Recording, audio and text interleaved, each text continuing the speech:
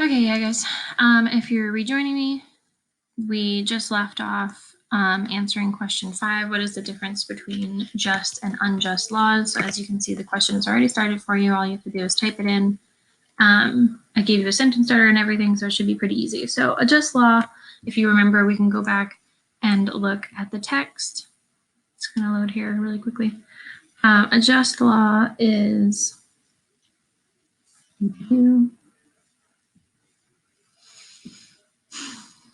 okay, so a just law is a man-made code that squares with the moral law or the law of God. A just law is a code that is out of harmony, or an unjust law is a code that is out of harmony with the moral law. And he goes on and he keeps talking.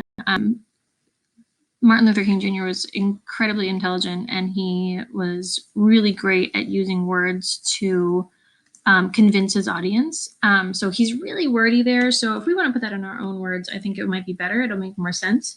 So if I was answering this question, I would say a just law is a law that is moral or right, because we know if something's moral, it means that it is right, not wrong. This means, so just so your reader understands, oh look, I made a, oops. Okay, this means that any law that I'm going to quote the text here, uplifts humans is just. So if it makes people better, then it's a just law. On the other hand, careful typing. On the other hand, make sure you have a comma there because it's an introductory phrase. An unjust law, I'm going to quote here, actually, no, I'm not. An unjust law is morally wrong, so it's the opposite, or, and I'm going to quote the text here, degrading to humans. And that's what he says in his text over here. It says that any law that degrades human personality is unjust. So there you go. That's the answer for number 5. I'm going to keep going and do number 6. Okay. Hey, sorry guys. I had to go yell at my dog. He was barking. So moving on to number 6. Now we haven't read this part yet. I'm just going to preview the question so I know what I'm looking for. So the question says, what did King mean when he stated everything Adolf Hitler did in Germany was legal? Okay, so now I'm going to go back to the text, and we had just finished question 5. So we are on to paragraph 13. I hope you are able to ace the distinction I'm trying to point out. In no sense do I advocate evading or defying the law, as would be a rabid segregationalist. That would lead to anarchy. So he doesn't want people to just break laws willy-nilly. He wants them to make sure that they are morally wrong laws that they are breaking. One who breaks an unjust law must do so openly, lovingly, and with a willingness to accept the penalty. I submit that an individual who breaks a law that conscience tells him is unjust and who willingly accepts the penalty of imprisonment in order to arouse the conscience of the community over its injustice is in reality expressing the highest respect for law. Of course, there is nothing new about this kind of civil disobedience.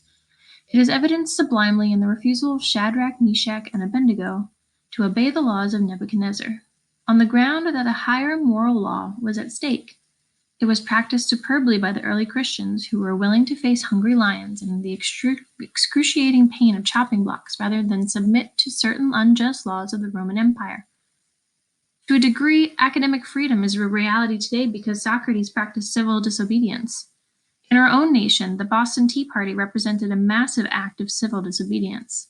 We should never forget that everything Adolf Hitler did in Germany was legal, and everything the Hungarian freedom fighters did in Hungary was illegal. I'm going to stop there. This was actually really recent history for Martin Luther. Keep in mind the letter was written in 1963, which was not even 20 years after the end of World War II. So everything that had happened in Germany with the concentration camps and 6 million Jews being killed, that's really fresh in everybody's mind. It was illegal to aid and comfort a Jew in Hitler's Germany. Even so, I am sure that had I lived in Germany at the time, I would have aided and comforted my Jewish brothers. Today, if if today I had lived in a communist country where certain principles dear to the Christian faith are suppressed, I would openly advocate disobeying that country's anti-religious laws. So I want to stop there and answer number 6. So this one kind of means that you have to pull from your own memory. So what did King mean when he stated everything Adolf Hitler did in Germany was legal? So King meant, and again, the font is already changed for you, that the crimes that Adolf Hitler sanctioned, my terrible spelling too. Sanctioned means like allowed. In Germany, were legal. Comma there. However, that does not mean that they were right. So what I mean by that is it was against the law to help Jewish people during the Holocaust. However, it was completely legal to murder them. Now, we know that murder is wrong, so even though it was not illegal to murder a Jew, it was still morally wrong. So King is saying, just because a law is a law doesn't mean that it's naturally right. All right, guys, last question here, question 7, and paragraph for the day, paragraph 16. I must make 2 honest confessions to you, my Christian and Jewish brothers. First, I must confess that over the last few years, I have been gravely disappointed with my white moderate. I have almost reached the regrettable conclusion that the great stumbling block in the stride toward freedom is not the white citizens' counselor or the Ku Klux Klanner, but the white moderate who is more devoted to order than to justice, who prefers a negative peace, which is the absence of tension, to a positive peace, which is the presence of justice, who constantly says, I agree with you in your goal you seek, but I can't agree with your methods of direct action, who patternistically feels that he can set the timetable for another man's freedom, who lives by the myth of time and who constantly advises to wait until a more convenient season.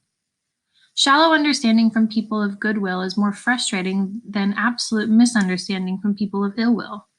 Lukewarm acceptance is much more bewildering than outright rejection. Okay, question 7. King's perspective of white moderates is that they are people who, A, do not embrace the teachings of Christianity, are extremely dangerous because of their support for the Ku Klux Klan, C, are very helpful to the civil rights movement because of their willingness to protest injustice, or D, believe that they are on his side but could be harming his cause more than anyone else. So I think we can cross off A because it's definitely not that they don't embrace the teachings of Christ. He does say, they are Christians. Now, this one might trip you up here. They're extremely dangerous because of their support for the Ku Klux Klan. But if we go back and read it, it says, I have almost reached the regrettable conclusion that the great stumbling block in the stride towards freedom is not white citizens' counselor or the Ku Klux Klanner, but the white moderate. So the white moderate doesn't support the Ku Klux Klan, so it can't be B. So we're left with C and D. C, are very helpful to the civil rights movement because of their willingness to protest justice, or D, believe they are on his side, but could be harming his cause more than anyone else. So the reason he's bringing them up is because they are harming his strive towards freedom.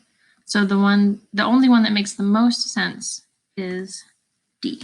And again, you can change the color up here. You can make it bold.